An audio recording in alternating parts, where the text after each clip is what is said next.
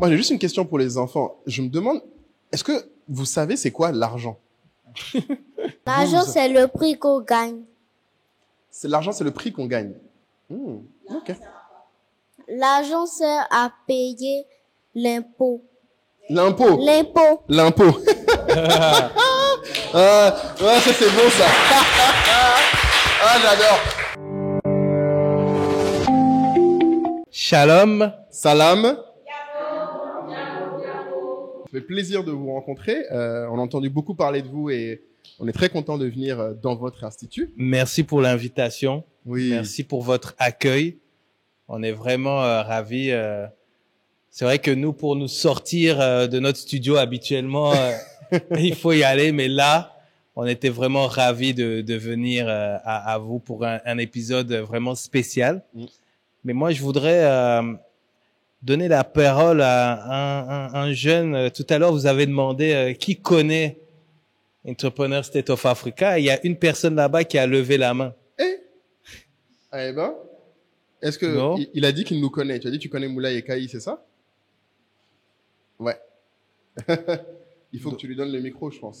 Oui, pour qu'on comprenne comment est-ce qu'il nous connaît. Ouais. Ça nous intéresse. C'est curieux et impressionnant. Ah, super. Merci bien. Prends le micro. Je m'appelle Bifi Ethan, j'ai 9 ans et je suis en 3e. Enchanté. Ok. Je suis autonome et dynamique. Ok. Ma mère aime beaucoup vos vidéos. Ah bon? Oui. D'accord. Et quand elle regarde, je regarde aussi avec elle. Ah bon? Ok. Du coup, on parle de quoi? Dépassé. Qu'est-ce que tu as retenu? De quoi on parle? De quoi on parle tout le temps? Bon. Qui parle le plus fort entre nous deux? C'est Monsieur Moulay. Ah.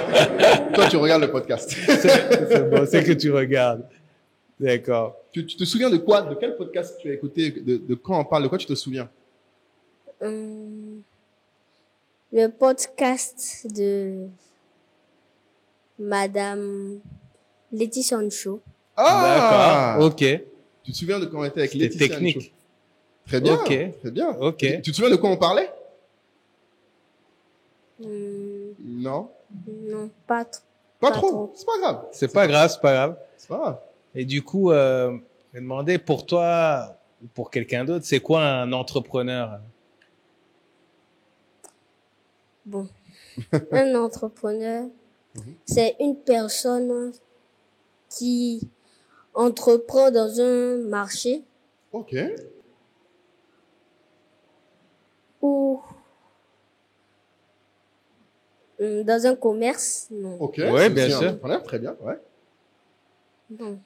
Non, mais c'est très bien déjà. Hein. C'est ça. Déjà, Ça marche. T'as déjà les mots-clés, hein, marché, commerce. Du coup, qui voudrait être entrepreneur un jour? Ah, il a levé la main. Ah. Ah bon? On a Noah encore qui veut être entrepreneur. Très bien. D'accord. Une personne? C'est intéressant. La question, c'est qu'est-ce qu'ils veulent faire d'autre? Moi, c'est ça qui m'intrigue. C'est ça. Ouais. Qu'est-ce que vous voulez être plus tard? Toi, tu veux être quoi? Vas-y, dis-moi. Tu peux passer le micro? Tout à l'heure, quand on faisait les affirmations, j'ai vu qu'elle disait « Je suis la championne ». Elle l'a dit avec... Donc, présente-toi. Enchanté. Je me nomme Koulibaly Yamina. J'ai 8 ans. Je suis en classe de CM1. Enchanté, Yamina. Plus tard, je veux devenir ingénieur en technologie. Ingénieur en technologie. Ok. Intéressant. Ok. Pourquoi? Parce que depuis que je suis enfant, j'ai regardé des vidéos et j'étais passionnée. Tu es passionné par t'as vu des vidéos de technologie. Waouh. Ok. Ok, Eh ben, comme quoi. Bravo. Okay. Très bien. Vraiment. Donc là, nous, on est vraiment là pour vous. Je pense que Vas-y. ce qu'on veut, c'est que vraiment vous puissiez poser toutes les questions. Peut-être qu'on va se présenter. Ouais, quand vas-y. même. Donc moi, c'est Kaï Lumumba. Donc, je suis congolais. J'ai grandi une partie de mon enfance en Côte d'Ivoire. Je suis revenu ici en Côte d'Ivoire. Donc, on m'a adopté. Et donc, je suis... alors, ce qui va vous intéresser, comme vous êtes dans les études, moi, j'ai étudié base donc tout ce qui est économie, gestion d'entreprise. Et après avoir travaillé quelques années en entreprise, j'ai décidé de moi-même créer mon entreprise, créer une entreprise dans la communication digitale. Donc, la communication digitale, c'est en fait, on aide les entreprises à se faire connaître, mais via le digital, donc via les réseaux sociaux ou via les sites internet. Donc, c'est comme la publicité, les panneaux que vous voyez ou alors les publicités que vous pouvez voir à la télé, pour ceux qui sont autorisés à regarder la télé. Sauf que c'est sur le digital. Et donc, on a une entreprise qui est basée dans 6 pays d'Afrique. Donc, en Côte d'Ivoire, au Congo, au Bénin, au Sénégal, en Guinée, au Burkina, au Mali. Et donc, il y a 50 personnes qui travaillent dans l'entreprise. Donc, encore une fois, très heureux d'être là et j'espère que on pourra répondre au maximum de questions que vous allez avoir.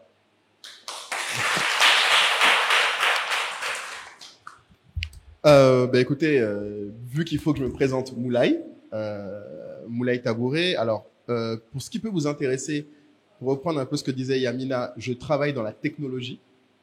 Donc en fait, j'ai une start-up technologique qui est une entreprise qui permet aux autres entrepreneurs en Afrique de vendre leurs produits dans d'autres pays, en Afrique ou dans le monde. Donc elle s'appelle Anka, la société.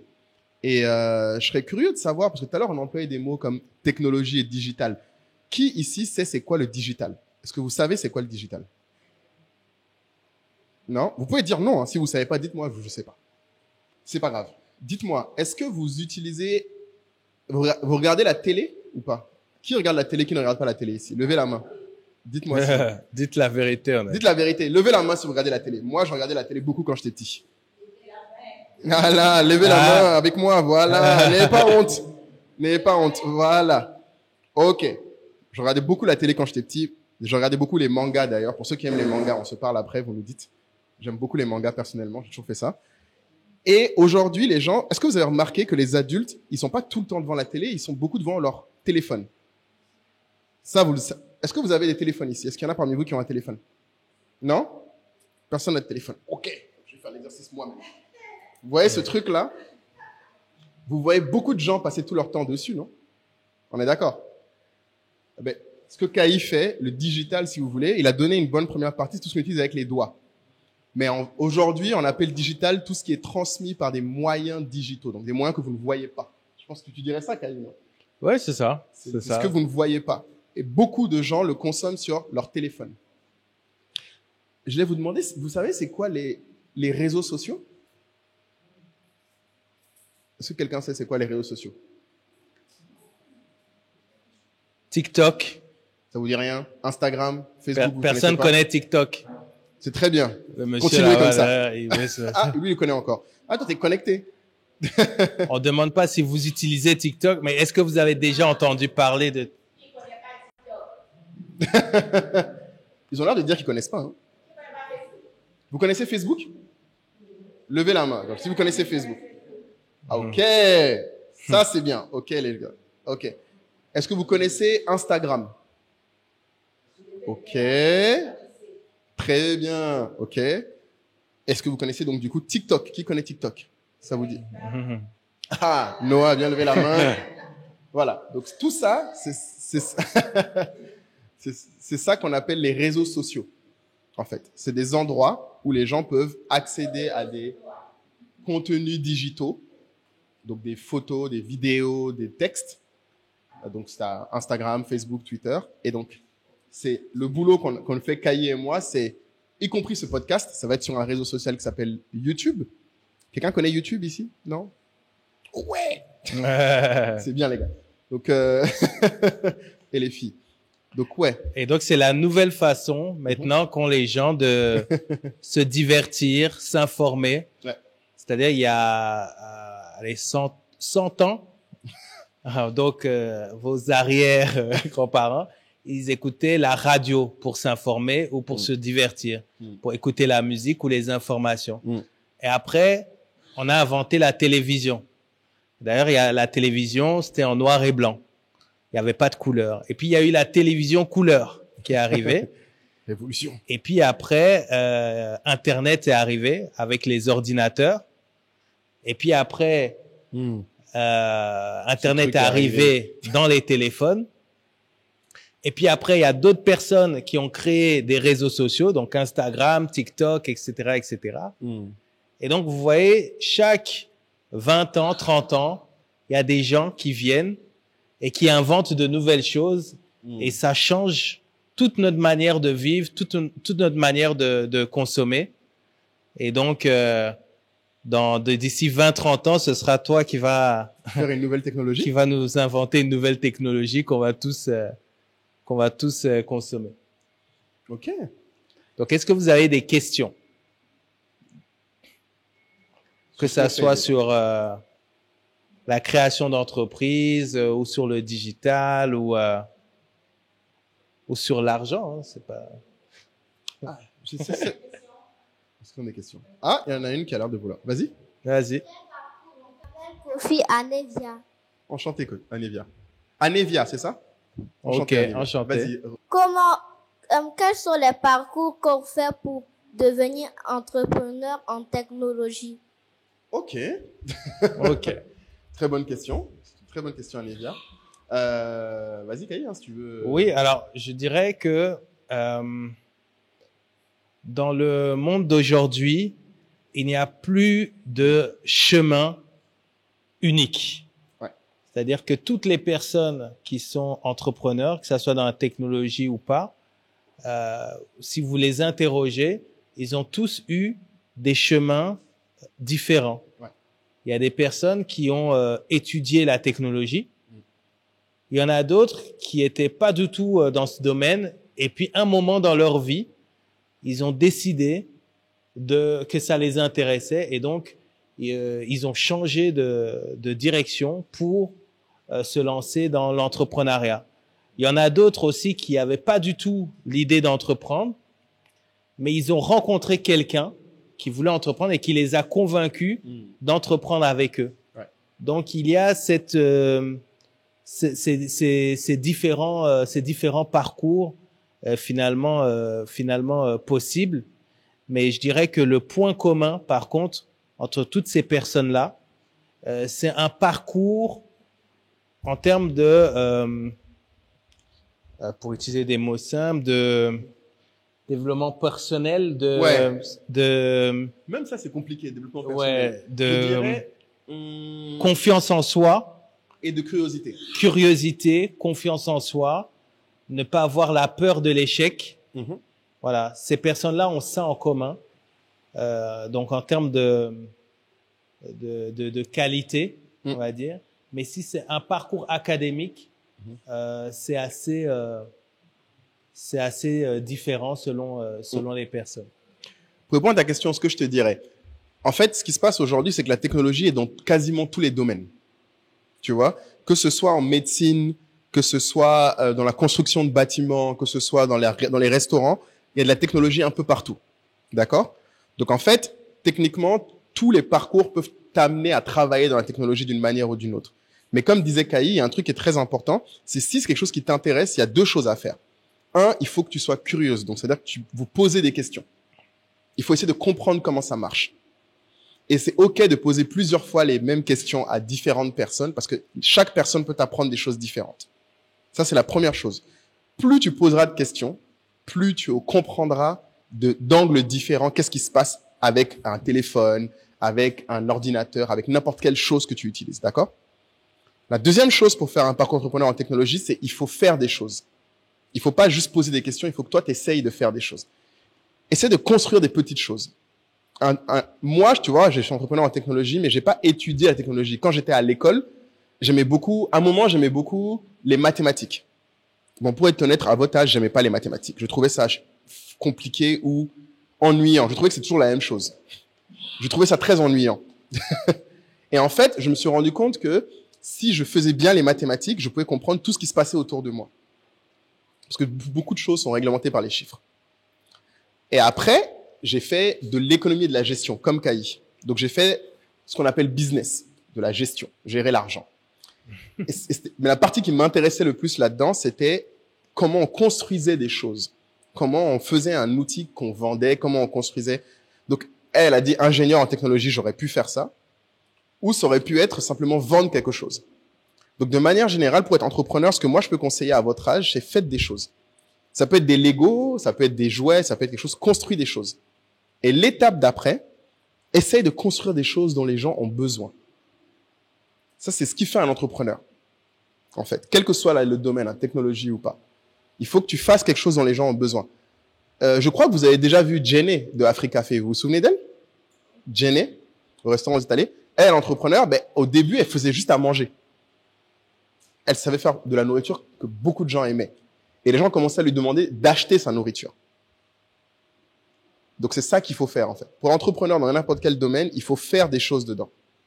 Et il faut faire des choses, comme Moulay disait, dont les gens ont besoin. Exactement. Parce que vous allez rencontrer beaucoup de gens, peut-être même des gens dans votre famille qui vont vous dire ah, j'aimerais bien être entrepreneur, mais j'ai pas la bonne idée.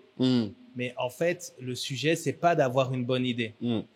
Le sujet, c'est est-ce que il y a des gens qui ont un besoin et est-ce que je peux y répondre? C'est pour ça que vous voyez plein de restaurants. Ouais.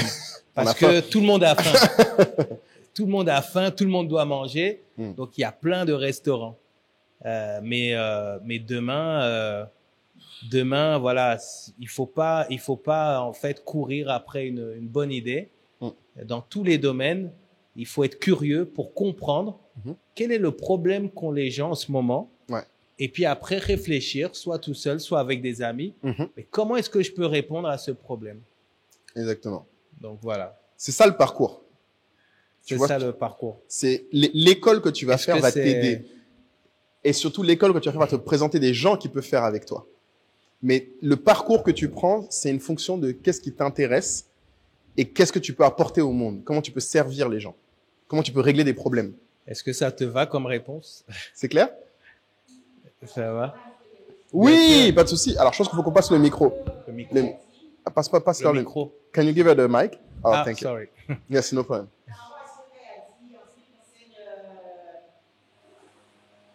L'idée d'entreprise, si on veut faire une entreprise, il faut répondre à un besoin. Ouais. Ils viennent tous principalement d'écoles différentes. OK. Ils étaient ailleurs, ils ont vu que ça marche pas. Les parents ont vu que ça marche pas. Ils sont venus chez nous, justement, parce que ici à IGP, nous essayons de répondre à des problèmes spécifiques. Exact. Voilà. Donc, c'est un peu comme ça. Donc, il y a beaucoup d'écoles, justement, Exactement. parce qu'on a un besoin d'école pour les enfants. Nous, on a eu l'idée de faire notre école spéciale pour que les enfants qui ont des défis puissent venir ici et trouver la solution à leurs problèmes. Donc, lorsqu'on veut entreprendre, comme l'a dit Kai, il faut trouver l'idée. L'idée est déjà là en général. Ouais. Et poser la question de quoi les gens ont besoin autour de moi. Qu'est-ce que je peux faire pour améliorer une situation qui est déjà là? Qu'est-ce que je peux faire pour améliorer? Ça peut te donner une idée de business. OK? Mais c'est intéressant pour ceux qui écoutent le podcast. Oui. Il faut que tu te présentes. Qui es-tu? Ah, d'accord. Parce que tout le monde s'est présenté sauf toi, je pense. Ah, c'est vrai. Donc, Oui. je suis Paul-Émile Bifi Dioko. Enchanté. Je suis la fondatrice de l'Institut Giovanni Bifi. Enchanté. Et nous est venue l'idée de créer cette école suite à l'expérience que nous avons eue, mon époux et moi, avec nos propres enfants. D'accord. Et on a eu notre fille aînée qui était surdouée, qui était HPI. Ah! Oui. C'est quoi HPI pour ceux qui connaissent pas? Au potentiel intellectuel. OK. Mais au départ, on savait pas. On savait pas qu'elle était HPI. Mais D'accord. bon, on voyait qu'elle avançait bien et tout. Et à 6 ans et demi, elle a eu l'entrée en 6e. Pardon, à quel âge? 6 ans et demi. À 6 ans et demi, elle est rentrée en 6e. Oui. Elle a eu l'entrée en 6e, on l'a affectée dans un lycée d'excellence que je ne vais pas nommer ici. D'accord. On a eu tellement d'ennuis avec les enfants Ben et les adultes. Parce que, contrairement à ce qu'on croit, les adultes sont plus méchants avec les enfants qui ont quelques défis que ce soit. Les adultes sont beaucoup plus méchants. Et D'accord. beaucoup. Donc, au bout d'1 mois et demi, elle a dit, maman, stop. Je ne vais plus là-bas. Et donc, il a fallu trouver une façon de l'encadrer. C'est comme ça qu'on a découvert cette méthode-là. On a commencé avec la méthode de Singapour. D'accord. Oui. Au départ, c'était un peu compliqué parce que les livres étaient en anglais. Il fallait d'abord les traduire et tout. Et Dieu merci, j'ai rencontré un monsieur qui m'a bien encadré. Et en une année, on a fait la 6e, la 5e, la 4e et la 3e. Et elle a eu le BPC à 7 ans. Pardon? Oui. Elle a eu 14,75 de moyenne. Le BEPC, à quel âge À elle a eu? 7 ans, 7 ans. À 7 ans. 7 ans.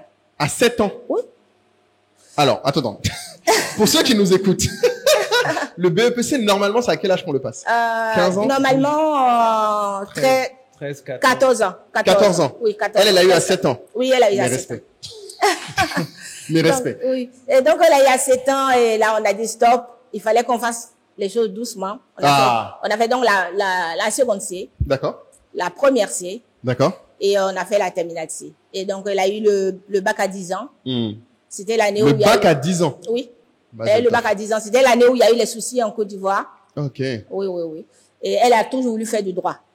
Ok. Et tout le monde lui demande, mais Yasmine, pourquoi tu as fait du droit? Tu as fait une C quand tu voulais faire du droit? Elle a dit, c'était plus facile d'avoir le bac C que le bac A2. Et après 10 ans? Donc après, on l'a envoyé au Ghana. Hmm. Puisque on a envoyé au Ghana à Cape Coast, Ok, cool. à l'internat. Elle a fait une année. Et donc à 14 ans, elle a eu la licence en droit. Et là encore, elle a eu une bourse présentielle. Elle est partie en France. Elle a fait 2 ans là-bas. Après, elle est partie en Angleterre. Elle a fait 2 ans. Et après, elle est venue en Côte d'Ivoire. Elle a fait des études aussi. Maintenant, c'est une grande dame. Elle travaille. Félicitations, voilà. Donc, on a remarqué que cette méthode-là, si on l'appliquait aux autres, ça marchait. Donc, ma seconde fille, elle a eu le BPC à 8 ans. À la seconde fille aussi. Oui. Donc, c'est une méthode. Et on a D'accord. vu que ça marchait à tout le monde. Ma dernière fille, elle a eu aussi à 8 ans. Et là, mon fils, il est en 3e, il a 9 ans. Oh Ok? bon. Oui. Ça marche avec tout le monde. Et donc, les enfants... Ah. Ah, mais c'est lui alors, tout s'explique. Mon fils. Je comprends Donc, pourquoi il nous connaît les alors. enfants qui sont en vraie difficulté scolaire, qu'on applique la même méthode et ça marche aussi. C'est vraiment efficace. Donc, mon époux a dit que lorsque notre dernière fille sera en terminale et qu'elle aura eu le bac, qu'elle a eu à 12 ans. Elle a eu le bac à 12 ans, elle. Oui. Seigneur. Oui. Mais, Oui. Actuellement, j'ai une nièce qui est dans une université très cotée aux États-Unis, qui a eu le bac à 12 ans aussi, après avoir fait à l'université de Grand Bassam. Ok. Et souvent, les professeurs américains lui demandent, mais on regarde ton parcours, Iman, elle est en train de faire un PhD, elle a maintenant 21 ans. Et on lui demande, mais pourquoi tu dis jamais que tu as eu le bac à 12 ans? Elle dit, parce que chez nous, les francophones, ça passe pas trop bien. C'est pas très bien vu alors? Oui. Oui, chez les francophones, les gens pensent que dire que on est HPI voudrait dire que tu as un enfant plus intelligent ou que donc les gens font tout pour brimer l'enfant. Et c'est très pénible pour les enfants. C'est pas aussi Facile, ouais. Oui, c'est pas Non, du tout facile. c'est clair, la différence n'est pas acceptée comme ça. Dans le monde francophone, c'est vraiment compliqué. Donc, Non, c'est ainsi qu'on a eu l'idée donc de créer cette école Ok. pour accompagner les enfants qui ont des difficultés d'apprentissage, des enfants qui sont en avance et des enfants aussi qui sont entre guillemets normaux, D'accord. mais à qui on veut éviter de tomber dans ci ou ça. D'accord. Donc, C'est c'est les comme ça. 3 types d'enfants que vous accompagnez. Oui, on a les 3 types d'enfants. Du coup, Donc, c'est une idée de business. C'est une idée de business, voilà. Ouais. Ça, Une idée de business. et le parcours n'était pas, j'imagine, Oui. lié à ça. Oui. Vous n'avez pas Non. étudié particulièrement Non. ça. Non, c'est une idée de business. Du coup, qu'est-ce que vous voulez Question. faire d'autre? Parce que c'est vrai qu'on a posé la question quand on s'est arrêté à est-ce que 2. quelqu'un a une autre question? Ah, peut-être. Une autre question. Ah non, attendez, il y a la jeune fille là qui vas-y. Qu'est-ce que tu veux faire? Dis-nous. Ah, il lui faut le mic. Maïk, tu peux lui donner? Je m'appelle Mété Malika. J'ai 9 ans en classe de CM2. Meïté, c'est ça? Malika. C'est ça? Malika, pardon. Enchanté, Malika. Enchanté. Vas-y, on t'écoute. Dis-moi. Plus tard, je voudrais être ingénieur en technologie, car depuis mon bas âge, c'est ma passion. Tu veux, pardon, répète? Ingénieur en technologie aussi. Vas-y, tu veux dire quoi d'autre? Ingénieur en technologie? J'ai pas entendu la fin de ta phrase. Dis-moi. C'est sa passion. Car depuis mon bas âge, c'est ma passion. D'accord. Depuis que t'es petite, tu aimes ça? C'est-à-dire, qu'est-ce que tu aimes dans la technologie? Dis-moi.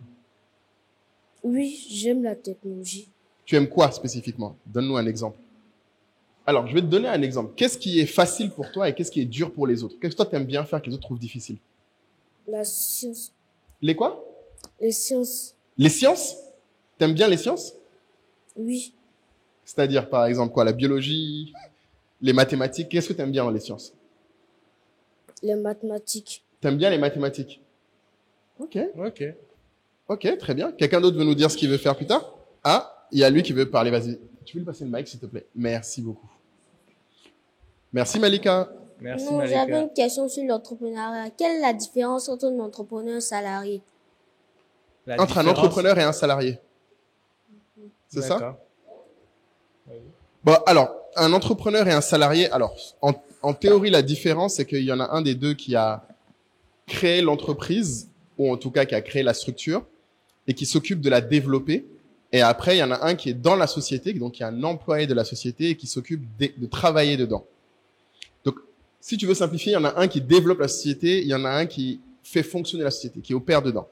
Après, dans la vie de tous les jours, la grosse différence, c'est qu'un salarié, lui, il a un contrat qui lui garantit tous les mois un salaire. C'est ça le mot salarié, c'est qu'il a un salaire. Donc, on lui donne de l'argent tous les mois contre son travail. Donc, il est certain que s'il fait ce travail-là, il aura a priori cet argent-là tous les mois. Un entrepreneur, il crée la société qui est chargée de faire l'argent tous les mois pour payer les salariés, payer les partenaires et payer tous les gens autour. C'est ça. En langage beaucoup plus terre à terre, c'est Ouais. comme si tu avais les employés et le patron. Sauf que parfois le patron peut être un salarié, certes, mais Exactement. par exemple, si vous allez au restaurant, très souvent, très souvent, le patron, c'est l'entrepreneur qui a construit le restaurant. Et les salariés, c'est les personnes qui font le service, qui nettoient la table, qui nettoient la cuisine, etc. Donc, quand on voit comme ça, on a tous envie de se dire, ah ben si c'est ça, vaut mieux être entrepreneur. Mais en fait, l'entrepreneur prend plus de risques Ouais. parce que c'est lui qui construit. Donc, si ça marche pas, c'est lui qui perd. Alors que les employés, ben, chaque mois, ils reçoivent de l'argent pour le travail qu'ils font. Les salariés, c'est ce qu'ils font. Exactement. Il y en a un des deux, pour simplifier, qui n'a pas la garantie d'avoir forcément le salaire, même s'il est salarié ou non, parce qu'il est responsable de tous les autres, et l'autre qui est responsable de son travail uniquement. Si tu veux simplifier. C'est ça. L'entrepreneur est responsable des salariés et de l'entreprise. Les salariés sont responsables de leur travail. Après, tu peux avoir des salariés qui sont des dirigeants, c'est-à-dire qui sont responsables de l'entreprise, mais c'est pas eux qui l'ont créé, c'est pas eux qui sont responsables de son fonctionnement. Ce qu'on appelle un dirigeant. Donc, c'est un salarié qui gère d'autres salariés. C'est un manager, un dirigeant. C'est aussi possible. Donc, tu n'es pas obligé d'être entrepreneur pour aider les gens, à coordonner les gens et à faire travailler les gens. OK? Est-ce qu'il y a une autre question? Oui. Oui? Bonjour, Bonjour. je me nomme Meng Franky, instructeur à l'Institut Giovanni Bifi. Je suis camerounais, Ah, donc j'aimerais connaître comment faire pour développer un business en fonction de YouTube. J'ai un compte YouTube, mais je ne sais pas, depuis un moment j'ai fait des vidéos, mais je n'ai pas trop d'abonnés. Ah. Depuis un moment, tu fais des vidéos, tu n'as pas trop d'abonnés. C'est combien de temps un moment? C'est ça. Et combien de vidéos surtout? Je suis dans ça il y a de cela 2 ans. 2 ans, ok. Et combien de vidéos? Combien de vidéos tu as fait en 2 ans? Bon, 28. 28, Tu as la réponse à ta question. il faut faire plus de volume. C'est trop peu, 28. Donc, je pense que pour répondre à cette question, pour que ça intéresse tout le monde, nous, on a une grosse théorie. C'est que pour réussir quelque chose, en général, quoi que vous fassiez, il va falloir faire cette chose un nombre important de fois. Il faudra le faire, répéter, faire, améliorer. C'est ce qu'on dit en anglais, on teste, on apprend et on améliore, on améliore.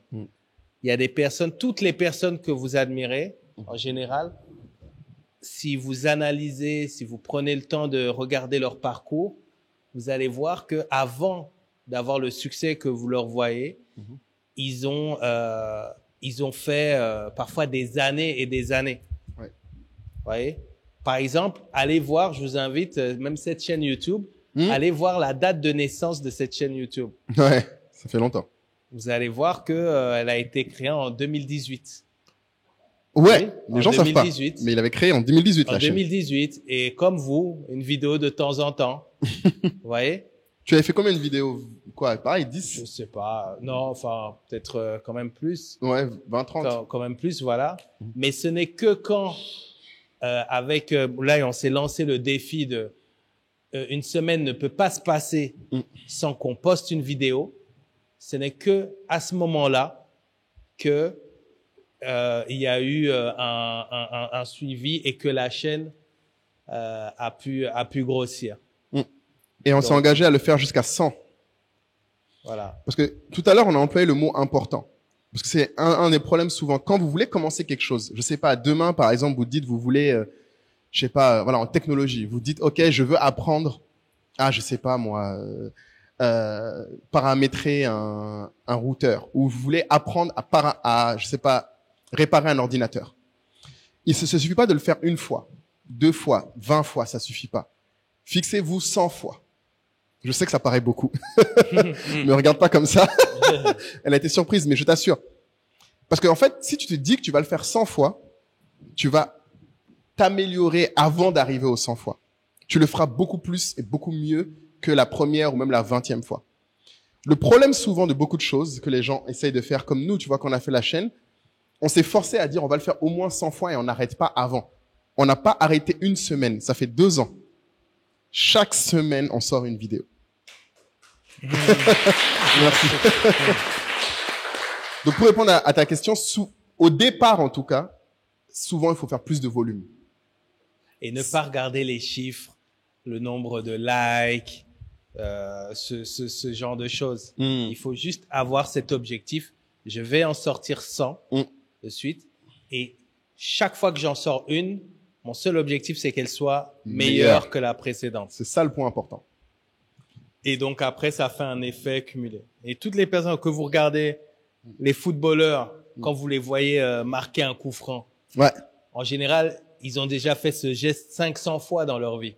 Exactement, même au football. Ils ne se sont pas réveillés un matin et puis tout d'un coup, ils marquent. Ils ont su marquer comme ça. Les danseurs que vous appréciez, quand vous les voyez et que vous êtes voilà, fascinés, en général, cette chorégraphie a été faite 100 fois, 2 fois. Donc, si vous voulez devenir expert à quelque chose, maîtriser quelque chose, il faut se donner ce cap-là. Au moins 100 fois. C'est ça. Ah, oui. Pardon. Vas-y. Oui. Merci. Moi, c'est dans Luc Roland. Oui. Ma question, elle est celle-ci. Comment peut-on arriver à équilibrer sa vie personnelle et son entreprise? Oh. Alors, équilibrer ses personnes et son entreprise, ça, c'est le combat d'une vie, ça. Personne n'y arrive parfaitement. Hein. Ce que moi, je peux dire, c'est que ça dépend. Déjà, il faut choisir lequel des deux est le plus important par moment. C'est pas, il n'y a pas une réponse éternellement. Ce ne sera pas toujours l'entreprise, ce ne sera pas toujours la vie personnelle. Mais si à un moment vous dites, je veux réussir quelque chose, forcément, ça va être prioritaire sur tout le reste. En fait, il n'y a pas de croissance dans l'équilibre. Vous pouvez pas devenir meilleur en étant équilibré. C'est difficile. Mais d'ailleurs, tu avais cité, je sais pas si c'était Sheryl Sandberg, qui expliquait, alors moi, si je résume, l'idée, c'est de se dire que vous pouvez tout avoir, mais pas en même temps. Pas tout en même temps. Voilà. Et donc, comme disait, là, il y a des moments pour tout. Si vous êtes en train de lancer un business, vous pouvez pas dire en même temps que, enfin, c'est dur ce que je vais dire, mais vous pouvez pas dire que à ce moment-là, la priorité, c'est votre vie perso. C'est votre famille ou votre, voilà, au moment de lancement en tout cas. Donc, il y a des phases, mais quand on parle de vie perso, vie privée, il n'y a pas que la famille, il y a la santé. Oui, normalement, elle avait 5 burners. Oui, il y avait 5. Alors ça, c'était Zuckerberg qui l'avait dit ça, la sœur de Mark Zuckerberg, celui qui a créé Facebook. Randy Zuckerberg, elle établit 5 priorités dans la vie. Donc, c'est la famille, les amis, le travail, le sommeil et la santé. Oui, tu as une question? Vas-y. Vas-y, dis-moi. Je t'écoute. Tu peux finir. Ah, il veut y aller. Ouais, voilà. Il a une question. T'inquiète pas. Je préfère, s'il est motivé maintenant, on prend sa question maintenant. Je voulais demander. Oui, présente-toi. Oui. Je me nomme Sila Marvin. Ah, je t'entends pas. Excuse-moi. Parle plus fort. Parle plus fort. Je Bien. me nomme Sila Marvin. J'ai Marvin. 11 ans et je suis en classe de CM2. Ok. Je voulais vous demander comment on fait pour devenir ingénieur des ponts et chaussées. Ah, ingénieur des ponts et chaussées. Toi, tu veux devenir ingénieur des ponts et chaussées, c'est ça? Très intéressant. Écoute, de ce que je sais des amis qui sont ingénieurs ponts et chaussées Marvin, la première chose, c'est déjà à l'âge à laquelle tu es aujourd'hui, construis des choses. Essaye d'aller de construire des choses, des petites choses. Le Lego est la façon la plus connue de tester des choses. Mais l'autre chose que tu peux faire, c'est aller apprendre avec les gens qui construisent des choses en temps réel. Bon, faut que tu vois avec tes parents, hein. Faut faire sûr que tu es en sécurité et comment tu le fais. Mais va sur des chantiers. Va comprendre comment on construit des maisons, comment on construit des bâtiments, comment on construit n'importe quoi. Si tu vois dans dans ta maison, un jour, quelque chose qui est cassé, essaie de le réparer. Toi aussi. Qu'est-ce qu'il y a? Il fait déjà ça? Ah bon? Il répare déjà beaucoup de choses ici? Ah, mais voilà! Bon, écoutez, Marvin, tu vois, la première chose que tu viens de faire, c'est bien. Si tu répares déjà beaucoup de choses, ça c'est bien. Bon, le mieux, c'est de pas en casser si tu peux, mais peut-être essaie de trouver des choses à réparer. C'est ça. Parce qu'un ingénieur, c'est ça. Ça, c'est très bien ce que tu dis. Si déjà tu aimes réparer les choses, continue à le faire. Maintenant, essaie de construire des choses qui ne sont pas cassées. Essaie de comprendre comment quelque chose de zéro tu peux construire. Je sais pas. Et poser beaucoup de questions. Si un électricien vient à la maison, lui poser des questions. Si un plombier vient à la maison, lui poser des questions. Voilà, poser des questions en permanence. Demander peut-être à Madame la directrice, peut-être que prochain invité pourrait être quelqu'un qui est dans la construction. Ouais. Donc voilà, développer cette curiosité en permanence et ça ferait que ton esprit sera vraiment prêt quand tu rentreras en plus dans les études techniques par rapport à cela, quoi. Après, tu verras justement, ça va être intéressant, comme dit Kai, la curiosité, c'est la mettre en action. Les questions que tu poses, essaye d'appliquer après les réponses que tu as vues. Alors, merci d'écouter ce podcast qui, j'espère, vous sera utile, qui est surtout, en plus d'être divertissant, vous sera quelque chose qui vous permettra d'apprendre. Et je sais que le mot apprendre est un peu galvaudé, c'est pas juste qu'on veut vous transmettre des informations, on espère qu'on va vous donner envie d'agir pour changer, pour être meilleur. Et il y a deux façons dont vous pouvez agir pour ce podcast. La première, évidemment, c'est de vous abonner, hein, c'est gratuit, ça coûte rien. Il y a une façon qui est payante, mais qui vous servira plus qu'elle nous servira. Et c'est de rejoindre la tribu SOA. Beaucoup de gens pensent que la tribu SOA, c'est juste un groupe Telegram, mais ils savent pas vraiment ce qu'il y a derrière. Un point sur lequel je voudrais revenir, c'est que si vous regardez bien, en fait, ce qui, j'espère, vous apporte de la valeur, c'est que nous, on partage notre expérience. Et surtout, ce que je pense que certains d'entre vous aimeraient quand ils nous écoutent, c'est partager la vôtre. Et en fait, la tribu, c'est ça. C'est plus un simple groupe Telegram. On a évolué vers une nouvelle plateforme encore plus dynamique. Certains disent quasiment que c'est un réseau social dédié aux gens qui écoutent le podcast SOA. Et dans ce réseau social, en fait, on échange, on apprend et donc on agit ensemble. Et si vous avez envie de co-construire le podcast, si vous avez envie d'améliorer votre plan, votre carrière ou de votre entreprise, ces trois choses supposent une action dès aujourd'hui et pas demain et pas dans 6 mois. C'est rejoignez la tribu SOA. Pour l'instant, ça ne coûte que 100 000 l'année, donc vous payez une fois et c'est terminé. Et comme on a une nouvelle plateforme et comme vous le savez, une nouvelle année amènera sûrement de nouveaux tarifs, donc dépêchez-vous. J'espère vous rejoindre très vite dans la tribu SOA. On vous encourage à poser des questions parce qu'on voudrait que vous fassiez un maximum de choses. Vous êtes à un moment de votre vie qui est génial. Moi, je vous envie. Vous avez beaucoup de chance. Vous avez du temps, beaucoup de temps, et vous pouvez suivre ce qui vous intéresse. Faire des choses qui vous intéressent. Faites-le. Si toi, Marvin, c'est l'ingénieur que tu veux être et que tu veux construire des choses, essaie de construire tous les jours quelque chose. Aussi petit que ce soit. Même si c'est des petits... Même avec du papier. Même avec du papier, des Lego. Construis des choses. Et tu vas te rendre compte, plus tu feras des choses compliquées, plus tu vas avoir besoin d'outils particuliers. Donc, c'est là où tu vas devoir apprendre les mathématiques, la physique. C'est des outils qui vont être utiles pour faire les choses. Mais fais des choses. En fait, essayez. Il n'y a pas de limite, en fait. C'est ça qu'il faut que tu dises. Essaye. Si, vraiment, fais des choses. Si tu as envie de construire des choses, construis. Réparer, c'est une bonne façon. Mais c'est vrai que tu peux construire. Et si tu as du temps, et si tu peux demander à ta famille s'ils peuvent t'aider, va à des endroits où ils construisent des choses. Ah, ton père est ingénieur. Tu es entre de bonnes mains. Donc, essaye de regarder comment ils font. Et essaye, si tu peux, bon, ça c'est un autre challenge que je donne aux gens, essaye de faire en plus petit. Des fois, c'est plus dur de faire plus petit que de faire plus gros. Des fois, c'est plus dur. Mais essaye. À ton niveau. Et si tu n'y arrives pas, c'est pas grave. Apprends, qu'est-ce qui me manque, et tu réessayes. Merci.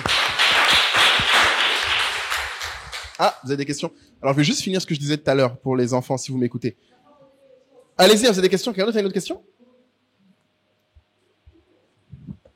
Ah, il a une question ici. Tu peux lui passer le micro, s'il te plaît? Ouais. Ouais, vas-y. Je m'appelle Aossi Samuel. Enchanté, J'ai Samuel. 10 ans et je suis en classe de CM2. Enchanté. Je voudrais demander comment la technologie a été créée. Wow. Comment la technologie a été créée? Ouais, voilà les questions qu'on aime. Ça, c'est une très bonne question, Samuel. Vous voyez, ça, c'est les questions typiquement auxquelles la plupart d'entre nous, en tant qu'adultes, on n'a pas la réponse. C'est une question importante. Et c'est OK, moi, je peux te dire, je ne sais pas tout de suite comme ça. C'est une très bonne question, Samuel. Ce que je pourrais te dire, comment la technologie a été créée, de ce que moi, je sais, il faut que tu ailles chercher aussi, hein, demande à d'autres gens. Peut-être qu'Aïe va te dire quelque chose de différent. De ce que moi, je sais, les gens qui font de la technologie, c'est les gens qui ont essayé de résoudre un problème. Ou qui ont imaginé que des choses seraient possibles. Tu vois là, par exemple, on parle dans un micro qui enregistre notre voix. Les personnes qui ont commencé ça, au début, se sont dit, il doit bien avoir un moyen de garder une trace de ce qui est dit. Et la personne a essayé de résoudre ce problème. Et quand le problème a été résolu, souvent ce qui se passe, c'est que quand ils le donnent aux gens qui ont le problème, les gens en font d'autres choses. Ils inventent de nouveaux usages de la solution. Et quand de nouveaux usages arrivent, ça crée de nouveaux problèmes. Et quelqu'un d'autre vient trouver de nouvelles solutions. Et ainsi de suite. Donc ça commence par le premier qui a fait une table. C'est une technologie, la table, au départ. Faire un objet qui se tient en équilibre tout seul, c'était pas simple à une époque. Pour nous, c'est évident, mais c'était pas simple. C'est ça. Et on revient toujours au sujet où il y a un problème et quelqu'un essaye d'y répondre. Ouais. Un des plus gros problèmes qu'il y a eu depuis des centaines d'années, c'est le transport, par exemple, pour aller d'un point A à un point B. Parce que au marché, à un moment donné, c'est compliqué. Ouais. Donc, qu'est-ce qu'on a fait? On a pris des chevaux. Non, au début, c'était même quoi? C'était des bœufs, n'importe quel animal. Ouais. Et on lui mettait un chariot dessus et on se mettait dedans et on poussait, on lui dit avance, avance, avance. OK? Quelques dizaines, centaines d'années plus tard, on se rend compte que ça peut aller plus vite. Et ça, c'était déjà une grosse invention technologique. On dit, on veut aller plus vite. Comment on fait? Donc, des gens réfléchissent, puis ils se disent, mais tiens, essayons ça. On devrait pas inventer des choses rondes. Et c'est comme ça que vous avez des roues. Donc aujourd'hui, vous avez des vélos. Pour vous, c'est normal. Les voitures ont des roues, c'est normal. Mais il y a des centaines d'années, il y a quelqu'un qui a dû se poser la question et se dire, mais tiens, comment aller plus vite? Et on s'est rendu compte que ça allait plus vite si on mettait quelque chose de rond. Ouais, quelque chose de carré. Puis on avance. Et puis après, avec alors, on rentre dans des zones où il y a de plus en plus de monde qui se pose les mêmes questions. Donc du coup, la technologie devient de plus en plus, on va dire, évoluée. À un moment donné, il y a des moteurs qui arrivent. Tu vois ce que c'est, les moteurs? Tu vois ce qu'il y a dans les voitures, etc. Et donc du coup, on arrive tout doucement à la technologie de la voiture. Donc on va encore plus loin. Et après, on se dit, oui, mais bon, si je suis en Côte d'Ivoire et je veux aller au Kenya, aller en voiture, c'est un peu compliqué. Comment est-ce que je fais? Oui, bon, on va prendre le bateau et on va faire le tour. Donc, les gens allaient de France aux États-Unis en bateau. jusqu'à ce que des personnes se réunissent et se disent, eh ben, et si on allait par les airs? Ouais. Quelqu'un a vu un oiseau, il s'est dit, pourquoi pas nous? Pourquoi pas nous? Et donc, on a commencé à construire des petits avions qui pouvaient voler pendant 15 minutes, puis 20 minutes, puis 30 minutes, puis 1 heure. Donc, la technologie, en fait, c'est nous tous. Ce sont les êtres humains qui sont observateurs, les plus curieux, comme vous l'êtes, qui, au fur et à mesure des époques, identifient des choses, des moments qui pourraient être optimisés et qui pourraient faire du bien à toute l'humanité. Mais ce que j'aimerais aussi vous dire, c'est un peu comme ce qu'on disait par rapport à la chaîne YouTube, c'est que parfois, il y a effectivement des gens brillants qui identifient un problème et veulent absolument le résoudre. Mais d'autres fois, on va dire que c'est presque accidentel. Je crois pas me tromper. Ouais, plein de Je crois pas me tromper en disant que Thomas Edison, en inventant la lumière, la conservation de lumière, tout ce qui est ampoule, ouais. En fait, au départ, c'est pas ce qu'il voulait inventer. Mais c'était quelqu'un qui voulait tout le temps inventer des choses. Et en essayant quelque chose, il a découvert autre chose. Et il y a aussi des inventions comme ça. Donc, c'est pour ça que on insiste pour dire que il n'y a pas forcément d'études ou de parcours. Il y a vraiment votre capacité, votre comportement curieux qui développe la technologie. Voilà. C'est en faisant des choses quand on fait des choses, il y a 2 solutions. Soit vous allez trouver la chose que vous étiez en train de chercher, ou soit vous allez trouver quelque chose d'encore meilleur que ce que vous cherchiez. Ouais. Mais dans tous les cas, il faut être curieux. Ouais. Et il faut essayer. Samuel, le point important, c'est sur ta question de comment la technologie a été créée. La technologie, c'est partout. C'est technologos, c'est juste une façon de faire les choses. C'est ça que ça veut dire la technologie. C'est juste quelqu'un un jour essaye une façon de faire qui marche mieux que la façon qu'on avait de faire avant. Et donc du coup, tout le monde fait comme ça. Donc essaye seulement. Tu continues d'essayer et tu testes des choses. Et là, tu auras des idées qui vont... Enfin, et après, là où les études sont importantes, il faut pas oublier, c'est qu'en fait, c'est l'endroit où tu apprends ce que les autres ont établi comme étant la meilleure manière de faire. Donc c'est pour ça que c'est super intéressant l'école, ou en tout cas apprendre des choses, parce que la question c'est comment les gens font aujourd'hui. Pour pouvoir faire différemment, il faut d'abord comprendre comment les gens font aujourd'hui. Mais c'est pas de toi tout seul inventer des choses. Regarde ce que font les gens aujourd'hui et essaye de voir si tu peux faire mieux ou différemment. C'est ça. Et je pourrais ajouter aussi, toujours dans cette idée qu'ont les gens parfois d'inventer quelque chose, très souvent les inventions, c'est on prend quelque chose qui existe à droite, quelque chose qui existe à gauche, et parce qu'on les met ensemble, ça fait une nouvelle technologie. Ouais, donc c'est pour ça que, vous voyez, on a cette image, les chimistes qui mélangent beaucoup de choses pour trouver des choses. Mais voilà, mais tous les médicaments même qu'on utilise, ce sont des tests et des tests et des tests et des tests jusqu'à ce que ça soit approuvé. Et puis, c'est ce qui fait qu'on a à notre disposition des médicaments. C'est ce qui fait qu'on peut vivre plus longtemps. Alors qu'à l'époque, avant ces technologies-là, il n'y avait pas ces médicaments et les gens étaient plus souvent malades. Ça te va, Samuel? Ça te va, Samuel? Oui. Super. Ah, bonne question. Oui. Oui. Oui. Je voudrais savoir quelles compétences sont essentielles pour réussir en tant qu'entrepreneur. Et je voudrais savoir aussi, un créateur de contenu est-il un entrepreneur? Ah, c'est 2 bonnes questions. Je te laisse prendre la première, vas-y. Alors, quelles skills tu dirais? Alors, les skills.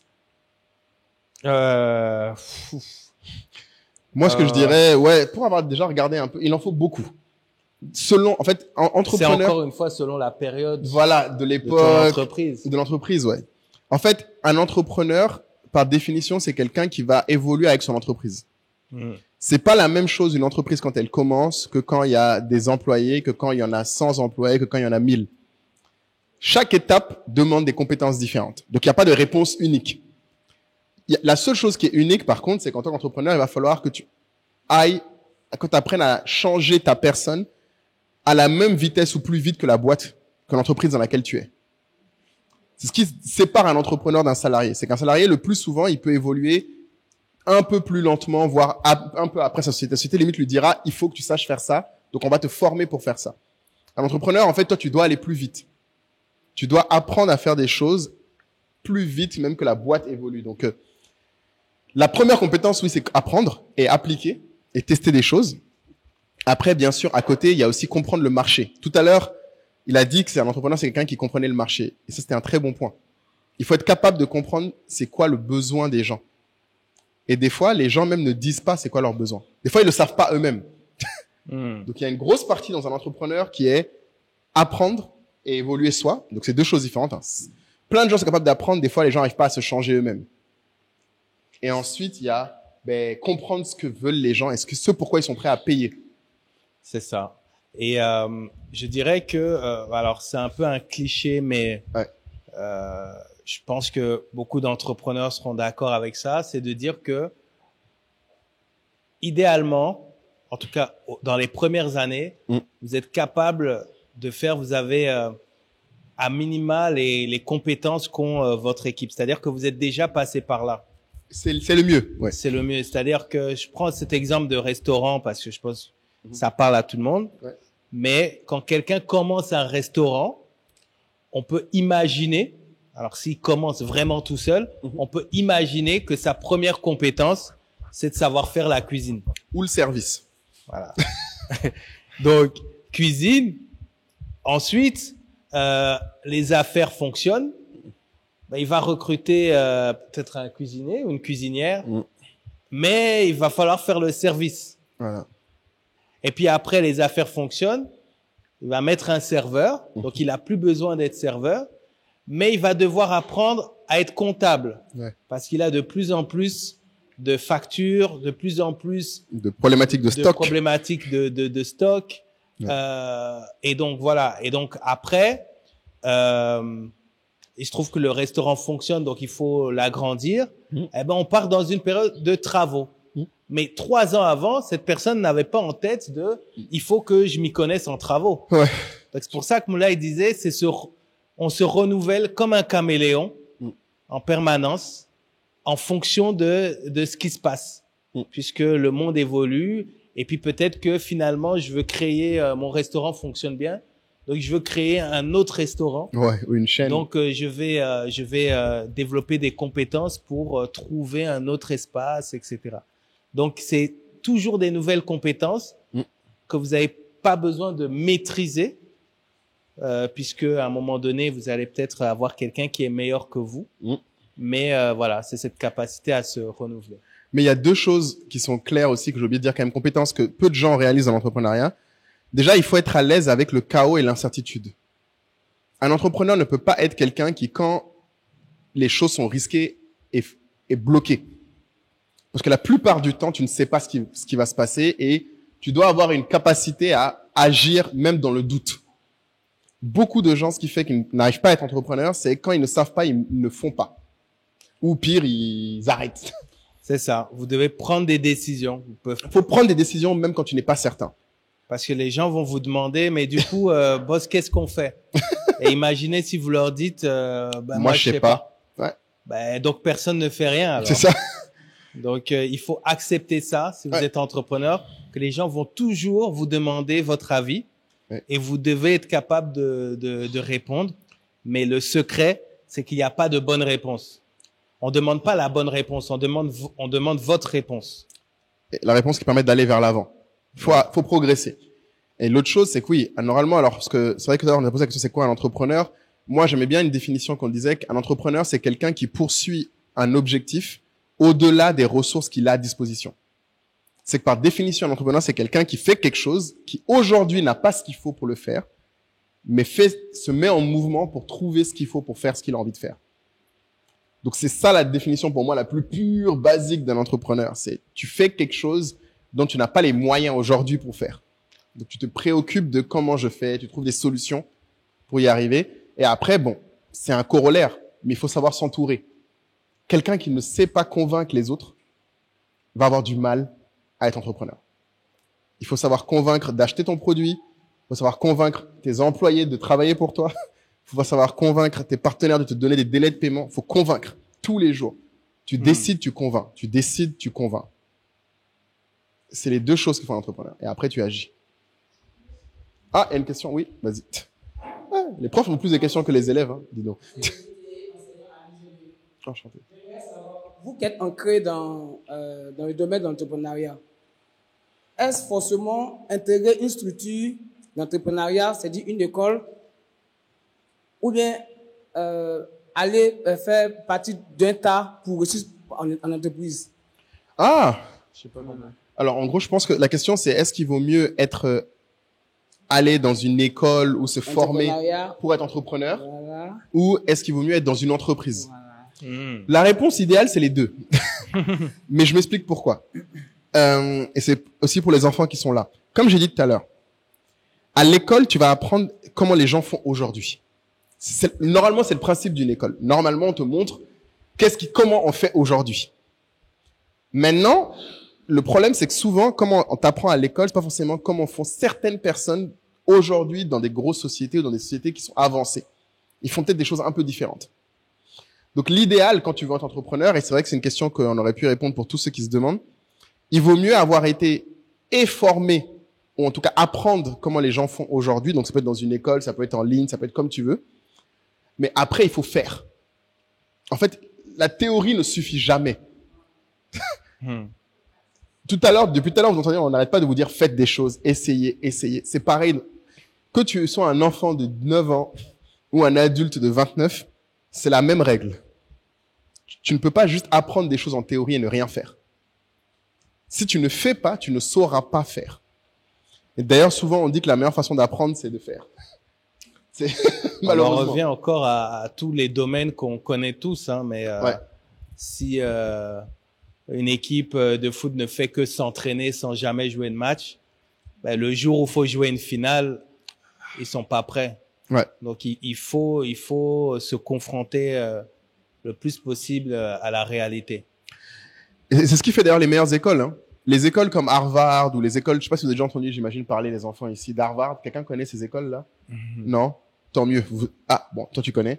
Mais en tout cas, les écoles en général, ce qui fait que une institution ou un endroit vous apprend des choses, c'est qu'ils vous font faire des choses.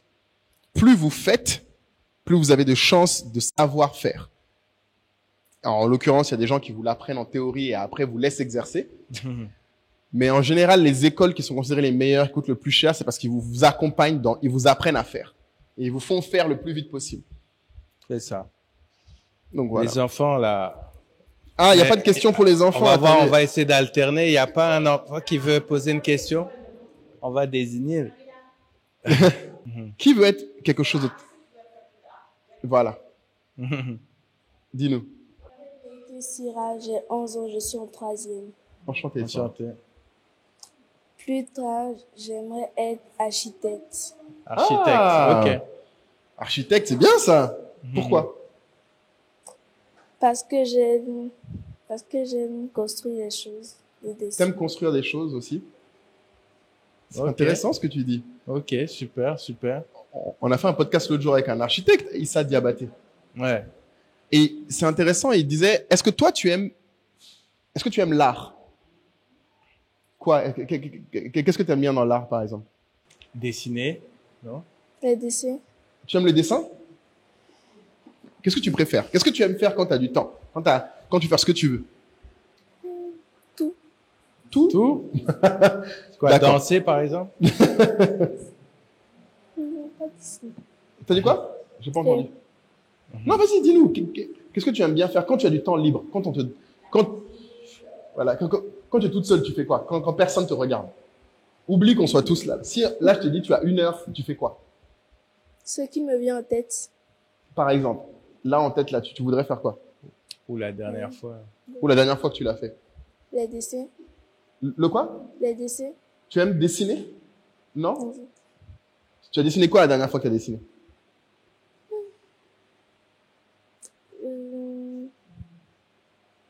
Je ne me rappelle plus. Tu te rappelles plus? Ok. Plus tard, j'aimerais être gynécologue. T'aimerais être Gynécologue. Gynécologue. Waouh. gynécologue? Ouais. Ok. Pourquoi? Qu'est-ce qui t'a amené là-dedans? C'est intéressant. Ouais. Ouais, c'est la médecine. Mon père est docteur médecin. Il est Ouais. médecin, ton père? Ok. Et ta mère? Ma mère, elle est chef des impôts. Elle est, pardon? C'est une chef des impôts. Chef des impôts. D'accord. Ah oui. Ok. Et, Et pourquoi tu es gynécologue? C'est intéressant. Dis-nous pourquoi. Qu'est-ce qui t'intéresse dans la gynécologie? Pourquoi la médecine. Pourquoi la médecine? J'aime soigner les gens. Tu aimes soigner les gens? Elle aimerait soigner les gens. Je suppose. Ok. Est-ce que tu soignes déjà des gens aujourd'hui ou Non. pas encore? Ah mais je sais pas. Elle pourrait. Oui. Tu aimerais bien construire un hôpital? Ou bien juste gynécologue, ça suffit? Plus tard. Non, construire mon hôpital. Construire? Ah. Voilà, on y arrive. Il y aurait quoi de spécial dans ton hôpital? De différent des autres? C'est quoi l'hôpital idéal? Un hôpital normal. Pardon? Normal, un hôpital normal. Un hôpital normal. Ok. Très bien. Ok. Ah, Samira. Ok. Je me nomme Ouattara Samira. J'ai 8 ans en classe de CE2. Plus tard, je voudrais devenir architecte. Ah, toi aussi. Ok. Et tes parents font quoi, Samira? Mon papa est gendarme. Il est gendarme? Ok. C'est bien ça. Et Ok. du coup, l'architecture, qui t'en a parlé? Comment est-ce que tu connais, comment tu as entendu parler de l'architecture? J'ai entendu parler d'architecture parce qu'il y a une de mes tantes qui était architecte. Ah, elle t'a dit quoi? Elle m'a dit que l'architecture est une... Un architecte construit des maisons, des plans de maisons. Et ça t'a plu? Ça m'a plu parce que avant, quand j'étais petite, je dessinais des plans de maisons. Waouh. Ah bon? Ok. Et maintenant, tu n'en dessines plus? Il faut continuer à dessiner. Hein. Oui, je Il dessine. faut continuer, voilà. Faut pas arrêter. Je me nomme Aluitan, j'ai 12 ans, je suis en classe de 6e. Plus tard, j'aimerais devenir ingénieur en marketing. Ingénieur en marketing? Ok, pourquoi? Ouais. Mon père est ingénieur en marketing, ma mère... Ta mère en marketing? Non, son père est ingénieur en marketing. Ton père est ingénieur en marketing, c'est ça? Ok. Donc du coup, tu veux faire ça toi aussi, c'est ça? Tu veux faire comme lui? Tu seras plus fort que lui ou? Oui. Et il t'a expliqué en quoi ça consiste, le marketing? Oui. Oui, alors? Marketing, en fait, c'est... Parler de marketing, c'est parler d'argent. Parler de business. Ok. Donc, quand il m'a parlé de ça, je me suis laissé inspirer par ça. Ok. D'accord, ok. Est-ce qu'il y a d'autres personnes qui savent c'est quoi le marketing? Ok. Qui sont intéressés par le marketing. C'est intéressant, non? En fait, le marketing, c'est quelque chose qui va être très important pour un business, parce que ça va être la manière dont vous allez présenter ce que vous vendez, votre offre. Donc, vous voyez, par exemple, quand vous allez encore une fois au restaurant, parfois, on va vous dire, voilà, vous allez arriver, on va vous dire, samedi à midi, il y a entrée, plat, dessert, 15 000. Donc, on va vous faire une offre spéciale pour vous donner envie. En fait, ça va être ça. Alors que vous pourriez tout simplement rentrer dans le restaurant, choisir ce que vous voulez. Mais en fait, pour vous inciter à commander vite et à être vraiment attiré par le restaurant, les gens qui font le marketing vont réfléchir à une manière de vous présenter les choses qui va être beaucoup plus attractive. Donc, ça peut aller très loin, ça peut être avec des arguments, mais ça peut aussi être avec la couleur. Vous voyez, par exemple, je vois plein de jouets ici, ou même les paquets cadeaux ici. Vous voyez que il y a une chose qu'ils ont tous en commun, c'est que des couleurs vives. Pourquoi? Parce qu'on sait que ça attire le regard des enfants. Et on sait que c'est les enfants qui réclament des jouets aux parents.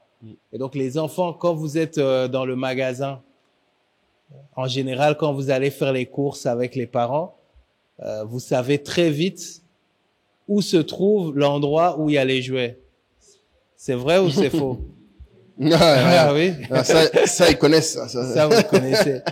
Et donc, c'est les gens du marketing qui ont réfléchi et qui ont dit, on va mettre des couleurs roses, vertes, violettes. Comme ça, quand les enfants vont rentrer dans les magasins, ils vont vite aller vers ces jouets-là et ils vont demander à leurs parents d'acheter. Donc, voilà pour résumer le marketing. Vous avez d'autres questions? Moi, j'ai juste une question pour les enfants. Je me demande, est-ce que vous savez c'est quoi l'argent? Non? Levez la main hein, si vous savez c'est quoi l'argent, vous dites. Hein. Qui sait c'est quoi l'argent?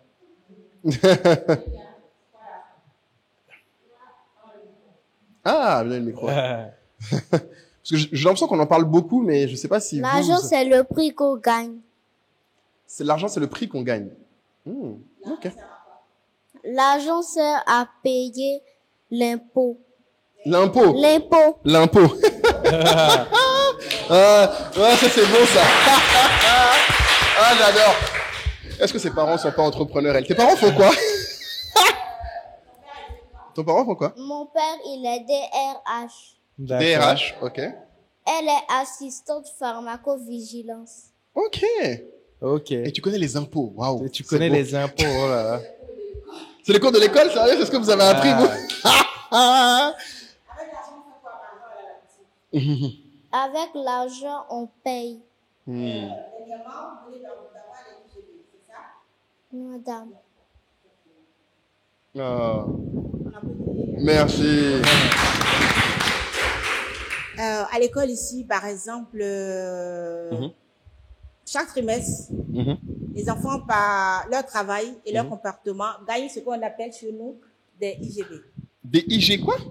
C'est notre argent, c'est l'argent de l'école. Ah, il y a de l'argent de l'école. Ah, ça c'est bien ça. Il y a l'argent de l'école. Donc, on vient de leur donner chaque rentrée, chaque enfant vient avec sa tirelire. D'accord. Et donc, et chaque trimestre, chaque fois qu'il y a des bons points, chaque fois qu'il est premier, il y a des points qui vont avec. Deuxième, il y a des points qui vont avec. Et de façon quotidienne, on fait des évaluations et il y a des points qui vont avec. Et quand le comportement est bien, il y a des points qui vont avec. Et quand c'est pas bien non plus, on va enlever des points. Et donc, ce que nous avons derrière nous, ce qu'on appelle notre boutique IGB, ça sera pour demain. D'accord. Et donc, chaque enfant a eu cet argent. Son argent IGB, voilà. Il peut dépenser ici, quoi. Voilà. Ah, d'accord. Voilà. Donc, là, les enfants savent que le travail, ça paye. Avec ton argent, on peut acheter des choses. Donc, ils viendront avec leur propre argent IGB qu'ils ont gagné et ils pourront acheter des jouets. Ça va jusqu'au sac de riz, l'huile et tout.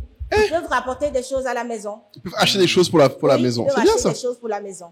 Parce qu'on essaie de leur inculquer ça. Voilà. Super. Wow. Donc, là, par exemple, c'est des billets de... Attends, on a les billets de 10 jusqu'à 500. Qui a plus de 20 IGB ici? Et, tu as eu combien d'IGB? Qui a plus de... Là, ça va devenir un test. J'ai eu 500 IGB. 500? Tiens. Elle en a plus que ça. Année, il y a eu 2000 IGB. Ah, il y a Marvin qui est chaud là. Oui. Elle a eu 2000 IGB. 2000 Oui, 2000. Elle travaille très très bien. Elle est la Ah première de ouais. sa classe. Il y a Marvin qui dit qu'il a de l'argent là-bas. Marvin, t'en as combien? Ah ouais. J'ai 1399 IGB.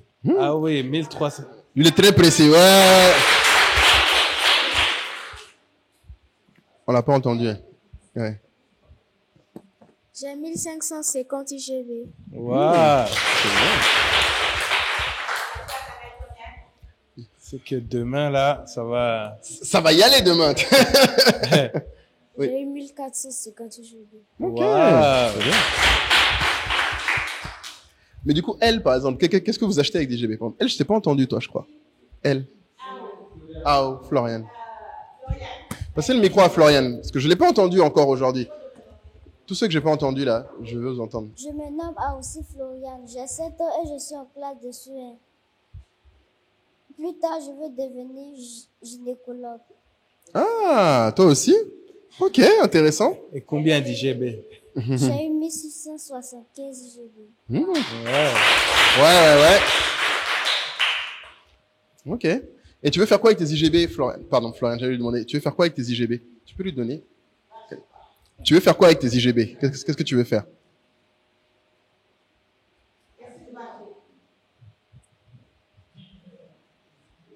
Prends ton temps. T'inquiète. Où est-ce que tu veux garder ton argent? Ils peuvent garder? Ah! Parce que on m'a Ouais. Ok. D'accord, donc. D'accord, pour Pâques. Ok. Tu sais pas encore comment tu vas l'utiliser? D'accord. Bon, tu vas jusqu'à demain. C'est ça, faut bien regarder.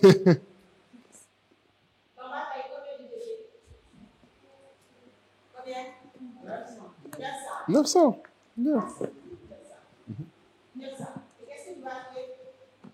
Je vais acheter.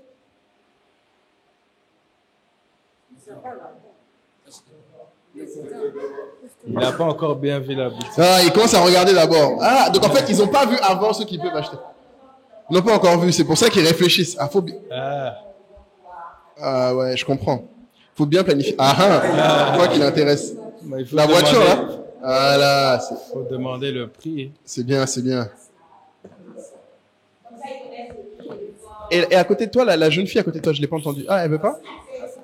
Vas-y. Je me nomme Samassi Assi. Bonjour, Assé. Bonjour. Bonjour. J'ai eu 999. 19. 189. Je crois. Et qu'est-ce que tu voudrais faire plus tard?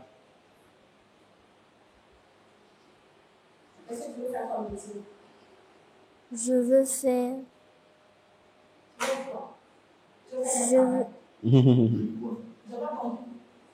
Je veux être directrice. Directrice. Directrice, ok. De quoi? Directrice de quoi? Tu es directrice d'école? Voilà. Ok. Très bien. Je vais te demander, qu'est-ce que tu aimes faire, toi? Qu'est-ce que tu aimes faire? Pour t'amuser. Qu'est-ce que tu aimes faire? Faut me dire. J'aime m'amuser. M'amuser. À quoi? Tu fais quel jeu? Tu fais des jeux? Tu fais quoi? La musique. T'aimes la musique? Ok.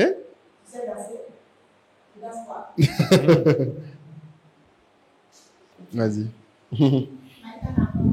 C'est vrai qu'on l'a pas entendu, elle.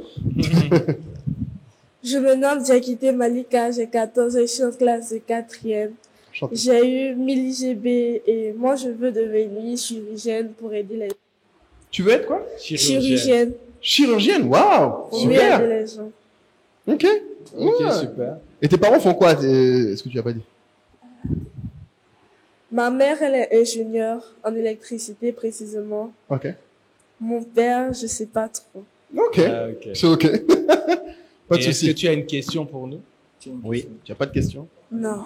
Moi, j'ai une question pour toi. Tu as déjà joué au jeu de chirurgien, là? Le jeu où on prend les organes. Et il faut pas que ça touche, faut pas que ça fasse du bruit. Ça sonne, sinon. Ça sonne, là. Tu as déjà joué à ce jeu? Non. Il y a un jeu pour les chirurgiens. Il faut que tu trouves ça. Joue à ça. Ça va beaucoup t'aider, vraiment. Ok? Vas-y. Un très bon jeu. J'aimais beaucoup quand j'étais petit. Ok, est-ce qu'il y a des questions pour nous? Après, peut-être qu'on peut aussi demander, ah oui, voilà. Mais aussi aux instituteurs, peut-être que là, sont impressionnés, peut-être les questions qu'ils ont l'habitude de vous poser aussi. Ouais, c'est quoi les questions les plus dures que les élèves là vous ont posées? C'est ça que je veux savoir. Bon, d'abord, j'ai une question pour les enfants. Oui, pour les enfants, vas-y. D'abord, ça concerne les femmes. J'aimerais savoir quelles sont les chances des femmes entrepreneurs par rapport aux hommes entrepreneurs. Ok. Intéressant. Écoute, pour moi, les chances sont les mêmes. C'est surtout le point important, je pense, c'est comme on l'a dit, un entrepreneur, c'est beaucoup aussi, comme on l'a dit, prendre des risques et avoir des envies. Je pense que ça va surtout être une question pour les femmes qu'elles soient exposées à ça et qu'elles aient envie de faire des choses. Là, on a entendu des futures chirurgiennes, futures directrices d'école. C'est très bien. Si l'une d'entre elles, demain, veut créer quelque chose qui n'existe pas, veut vendre quelque chose qui n'existe pas, tant mieux. Il faut pas qu'elle laisse quelqu'un lui dire qu'elle ne peut pas le faire. Il faut juste qu'elle essaye, qu'elle apprenne et qu'elle tente au fur et à mesure. Et elle a autant de chances, sinon plus, que les garçons. Aujourd'hui, on vit dans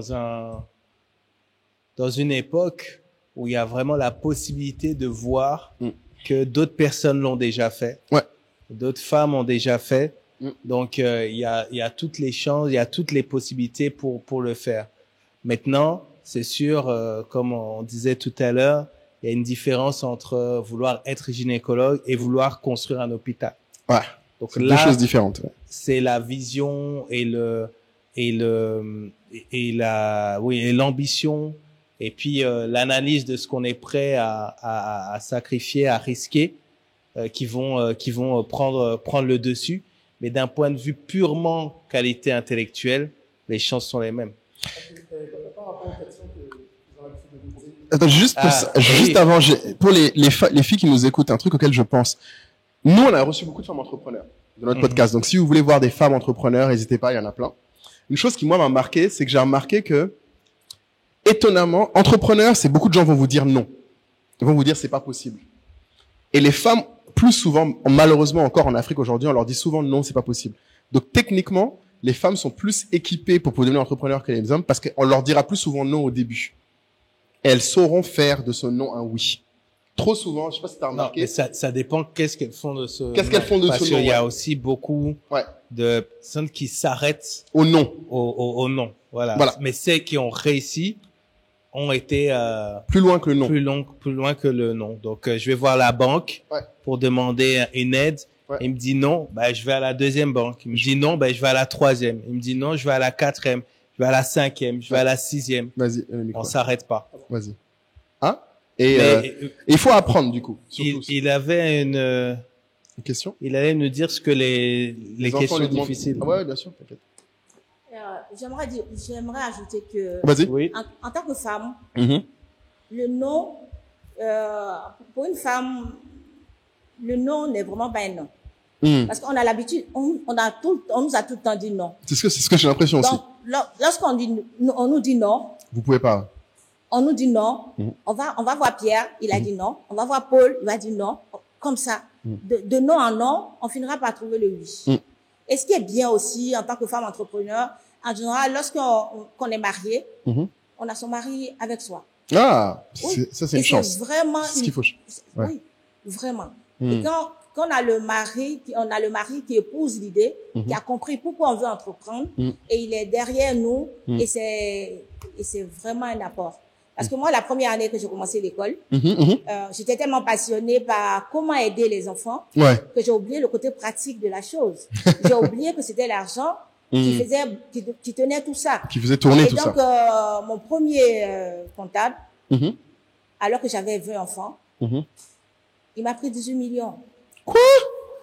Ton premier comptable t'a volé? Il a pris tout ce qu'on avait. Il a pris l'argent de la cantine, Non. l'argent du transport, l'argent de la scolarité. Quoi il a fait? Il a fait le double des IGB Money. Il avait le double des reçus.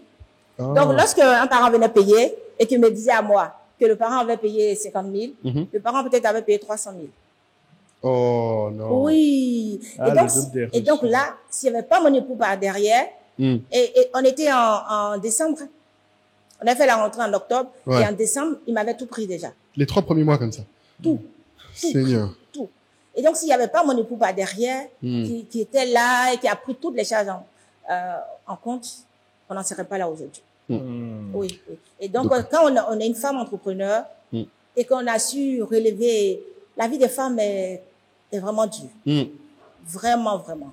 On est passé par beaucoup d'étapes. À la maison, on essaie, pendant les vacances par exemple, regardez.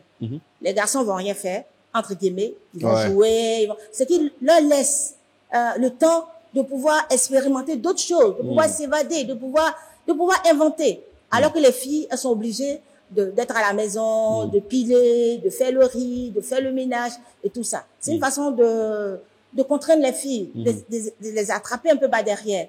On perd un peu de chance par là-bas. Et donc les filles, elles ont pris l'habitude, on leur dit non, non, non, non, non. Et celles qui finissent par passer le non, il y en a très peu. Mais quand elles ont passé le cap, vraiment, elles deviennent magnifiques. Exactement. Et si on a les époux, les compagnons qui sont derrière et qui accompagnent, les filles deviennent inarrêtables. Amen. Oui, Très bien. Elles deviennent inarrêtables. Donc oui, là, on a parlé d'un de nos grands concepts, l'entourage. C'est vrai qu'on n'en a pas parlé, là. On leur a pas demandé... quelqu'un peut nous dire c'est qui son meilleur ami ou sa meilleure amie? J'aime beaucoup cette question. C'est important. J'aime beaucoup cette question. Anévia. Ah, vas-y, allez dire. Qui est ta meilleure amie ou ton meilleur ami? Ton meilleur ami. Ma meilleure amie est Rina. Rina? Attends, j'ai une question pour toi. Pourquoi c'est ton amie? Pourquoi c'est ta meilleure amie?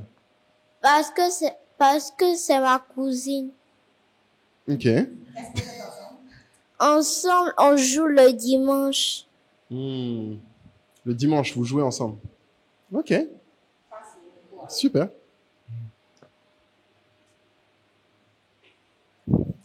Ma meilleure amie, c'est Shakira. Shakira. Ok. Pourquoi? Je vois qu'elle est en train de négocier là-bas pour être la meilleure amie de quelqu'un. Qu'est-ce que tu fais là-bas? ça commence à négocier pour dire qui est meilleure amie de qui là-bas. Malika Meite est ma meilleure amie. Qui ça? Malika Meite. Oh, c'est Malika qui est là. C'est elle ta meilleure amie? Malika, tu es sûr que tu l'as pas forcé à dire ça? Dis-moi, Samira, c'est ça? Pourquoi c'est ta meilleure amie? Parce que on est plutôt plus ensemble. Vous êtes tout le temps ensemble? Tu peux compter sur elle quand tu as un problème? Elle t'aide toujours? Ah bien! Non. Mhm. C'est parce que nous sommes proches. Vous êtes proches? Oh. On dirait Malika, tu as intérêt à dire la même chose sur elle, hein, vu comment elle t'a vendu là. Ma meilleure amie, c'est Samira.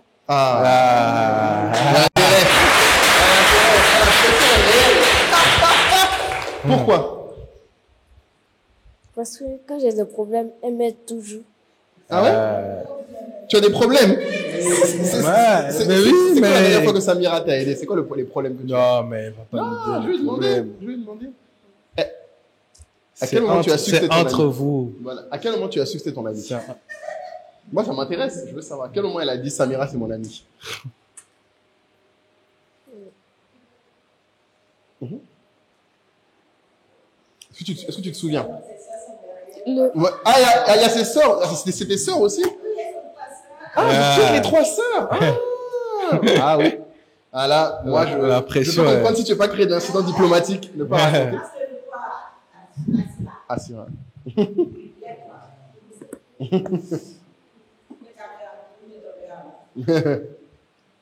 Ma meilleure amie, c'est Maïva. Maïva? Ok. Ok. Ma meilleure amie, c'est Cissé. C'est? Cissé. Cissé, ça s'appelle. Ok. Très bien. Vas-y, à toi. Moi, j'ai un meilleur ami. T'as un meilleur ami, ok. C'est mes études. Il s'appelle? C'est mes études. Comment il s'appelle? Les études. Les études. Toi, ton meilleur ami, c'est les études. Ouais. Ah bon. Bon, ça c'est un autre level. Bon.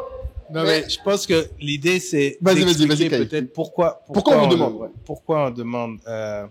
Bon, tu veux faire, vas-y, fais la dernière. Vas-y. Tu peux. Ma meilleure amie, c'est Anésia. Anéva. Ouais. C'est Anéva, c'est là, hein? Parce que. Attends, il y a Noah qui va répondre, ok. je pense. On est arrivé. On doit réfléchir. Mon meilleur ami est Samuel. Samuel. Ok. C'est beau. Trop. Ok. Très bien. Ma meilleure amie est Salma. Salma. Ok. Mon meilleur ami est Samuel. Samuel aussi. Samuel, mon meilleur. Un homme star. Mon meilleur ami, c'est Ethan. Ethan. Ok, enchanté. Ma meilleure amie est Anévia. Anéva. C'est Anéva encore. Dis donc. Mes meilleurs amis sont Sheila et Noah. Noah. Oh. Il y a un trio, là. Il y a un trio. Et Noah. C'est bon, je pense, ouais. Vas-y, Caï. Pourquoi on leur demande ça? Oui, alors, l'entourage. Allez. Alors, il y a un proverbe qui existe. Alors, je sais pas si c'est un proverbe ou une citation qui dit que on est soi-même, on est la moyenne des 5 personnes qu'on fréquente le plus. Ça veut dire que si vous êtes très souvent avec, si vous analysez, excusez-moi, j'utilise des mots, j'essaye de trouver des mots simples. Mais en gros, les gens qui vous entourent finissent par déteindre sur vous. Vous devenez comme les gens qui vous entourent. Vous devenez comme les gens qui vous entourent. Donc, c'est pour ça que c'est important de bien s'entourer. Parce que vous le vouliez ou pas, à un moment donné, vous êtes influencé. Donc, si vous êtes toujours avec une personne qui a cette habitude de réfléchir vite, par exemple, vous allez avoir une tendance à réfléchir vite. Mais si vous avez l'habitude d'être avec quelqu'un qui se plaint tout le temps, qui râle tout le temps, qui est triste, qui est tout le temps triste, ben du coup vous aussi vous risquez de d'éteindre, de vous approprier un peu ce type de comportement. Donc c'est important de regarder avec qui on est le plus souvent, mais c'est aussi important en tant qu'ami parce que on peut aussi avoir des moments moins bien, mais c'est aussi important, comme elle a dit, les problèmes. important de rappeler à son ami ce qui est son ambition, pourquoi il est fort, pourquoi il est bon et pourquoi en fait on croit dans cette personne. Exactement. Et personne n'arrive à faire de grandes choses toute seule. Voilà. Donc vous avez tous évoqué ce que vous souhaitez faire. Je sais pas encore combien d'années vous allez vous côtoyer, mais ce qui est sûr, c'est que les gens de votre entourage aujourd'hui, demain et après-demain seront très importants dans votre construction et dans l'atteinte de vos objectifs. Ouais. Il y a plein de parents qui pensent qu'ils sont les amis de leurs enfants. Ah bon? Oui. Il y a plein de parents qui pensent, ils font tout pour être et pour rester les amis de leurs enfants. Oui.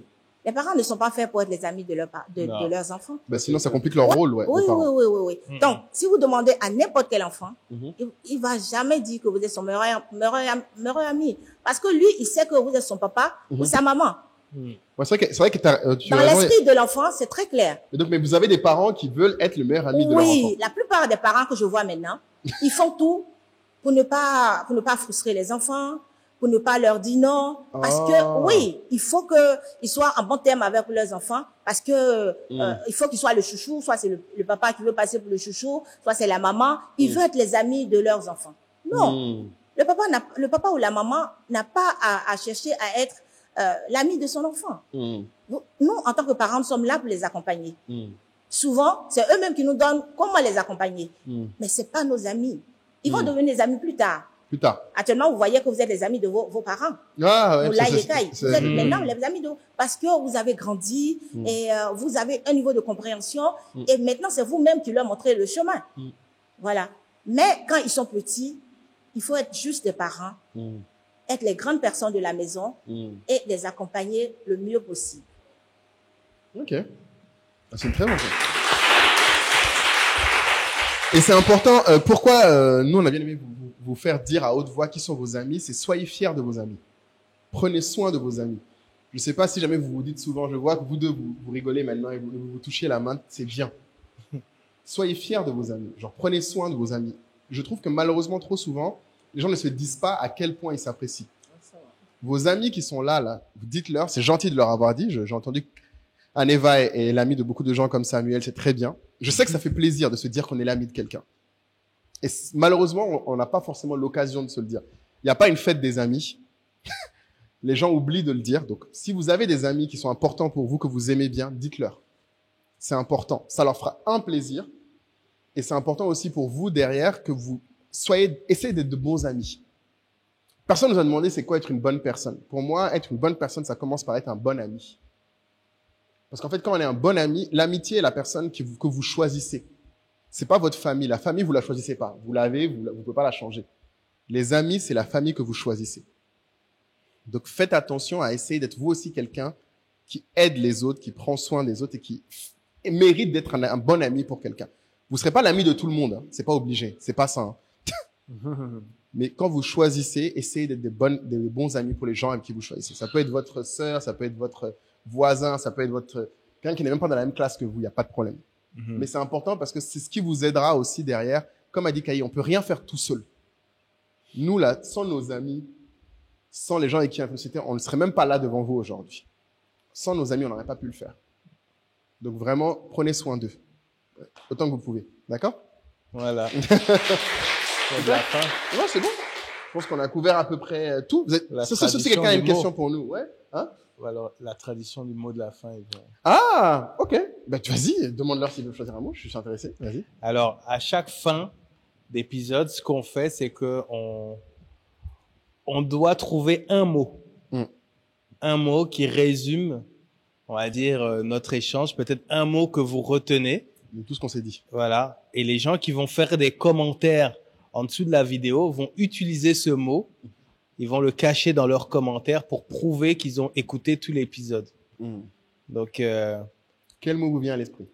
Est-ce qu'il y a un mot qui vous vient à l'esprit? Allez-y, dites-les. Si vous pouvez dire tout haut. Hein. Il n'y a pas de problème. Tu vas dire quoi? J'ai retenu que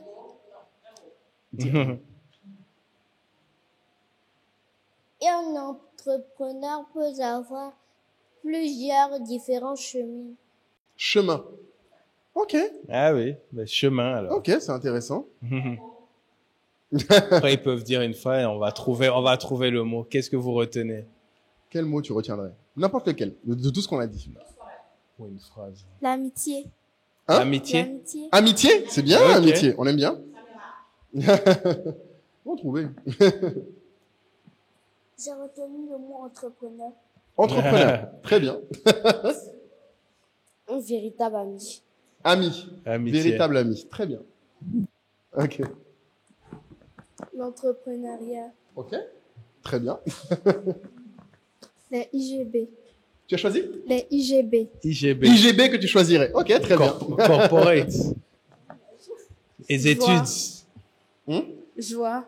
Joie. Ok, elle a choisi joie. Ok, très bien. La joie des études. Je pensais qu'elle allait dire études. Tu choisirais quel mot, toi? Oh, les instituteurs, là, qui il sera d'influencer derrière, là. Faut pas l'influencer, là. Hein? IGB. IGB, c'est de la triche.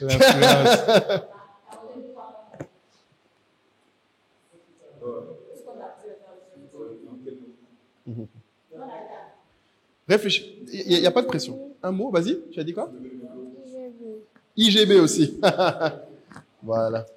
J'ai retenu que nous sommes la somme des 5 personnes que nous fréquentons. Ah ouais. J'ai retenu le mot amitié. Amitié. Très bien. On dirait que amitié a de l'attraction, là. C'est bien. Vas-y. À toi, Lona. J'ai retenu aussi le mot amitié. Amitié aussi pour toi, Lona? Ok. J'ai retenu le mot amour. Quel mot? Amour. Amour. Ok. Très bien. Merci. Samuel. J'ai retenu le mot salarié. Salarié. Salarié. Ok, très bien. Merci. On a fait le tour. Le tour, hein. Il y avait peut-être, en tout cas, merci beaucoup. Merci d'avoir pris le temps pour nous. Il y a peut-être, alors, c'est à vous de nous dire si ça vaut le coup. Tout à l'heure, vous vouliez vous posez la question que les élèves... La question la plus compliquée que vous posent les élèves. Les élèves régulièrement, ouais. C'est vrai. On peut finir par ça. On va voir si ça nous donner un mot de la fin. C'est ça. Ok, merci. Bon, ce qui m'a le plus impressionné, tout récemment, celle-ci, c'est mon élève. On était là à faire les mathématiques quand elle m'a posé une question. C'est une classe de CM2. Donc elle m'a dit, monsieur, pourquoi vous ne faites pas les mathématiques? Pourquoi vous n'êtes pas un professeur de mathématiques? J'ai dit, pourquoi tu as dit ça? Elle me dit, mais tellement vous expliquez bien le cours de maths et c'est tellement clair comme ça. Donc je lui ai dit, bon, ça c'est bon. Je suis pas obligé d'être un professeur de mathématiques avant de lui expliquer correctement le cours. Ah, elle a demandé pourquoi c'est pas vous qui faites le cours de mathématiques. Non, elle a mis le fait que j'ai tellement expliqué le cours, c'est tellement clair dans la tête. Elle m'a demandé pourquoi est-ce que je ne suis pas devenu professeur de mathématiques. Pourquoi vous n'êtes pas devenu professeur de mathématiques? Mais vous n'êtes pas prof de mathématiques. Ouais. Ah, donc il y a des d'accord. profs de mathématiques à part. Ah. Ok. Et donc, du coup, la question était compliquée parce que vous voulez devenir prof de mathématiques, c'est ça? Non, bon, très souvent, ils nous demandent, ils nous posent beaucoup de questions sur notre performance, en fait. La façon dont tout se passe dans la maison, la façon dont nous expliquons le cours, la façon dont les choses se passent, la méthode que nous utilisons pour leur dispenser le cours. Ok. Voilà. Ils sont très curieux, c'est bien. Ok, très bien. Merci beaucoup. Merci. Merci. En tout cas, merci beaucoup.